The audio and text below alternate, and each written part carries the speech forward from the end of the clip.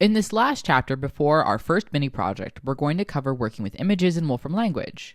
We'll look at how we can even get images into our notebooks, analyzing images, and editing images with different filters and effects.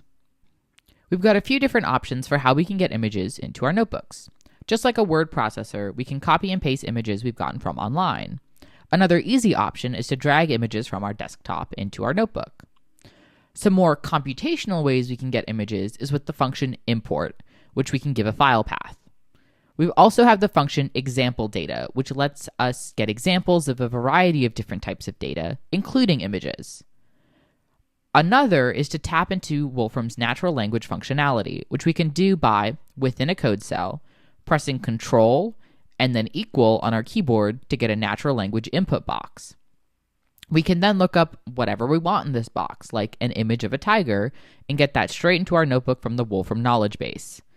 One last fun option is to use our webcam to take a selfie with the function currentImage. Now that we've got an image into our notebook, what can we do with it? Well, images are made up of hundreds or thousands of pixels that each have a single color. We can break down our images into those individual pixel values with the function image_data.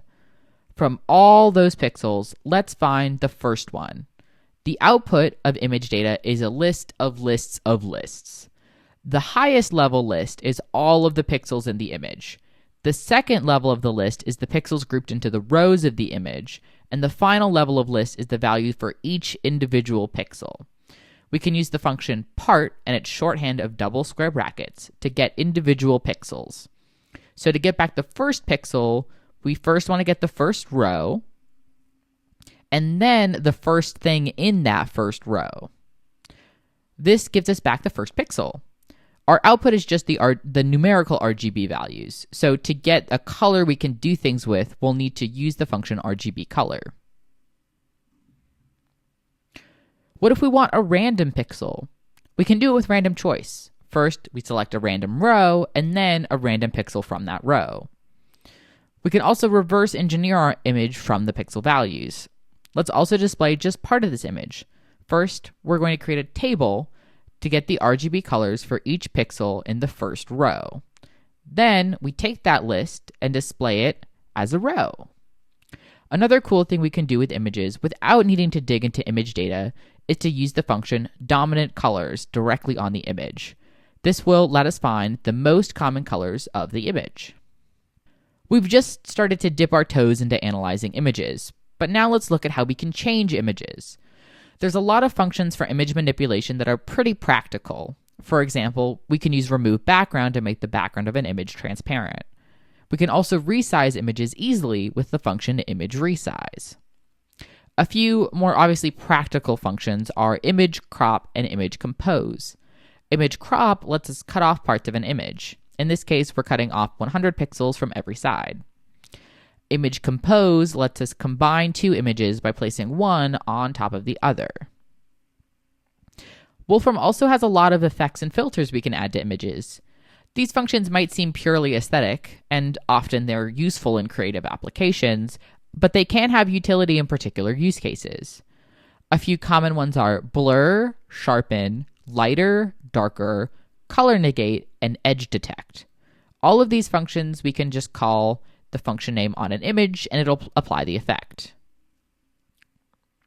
Additionally, we have a function called image effect, which adds specific filters to an image. We can use image effect to take our tiger image and give it a filter like a charcoal drawing. Another cool function is image restyle.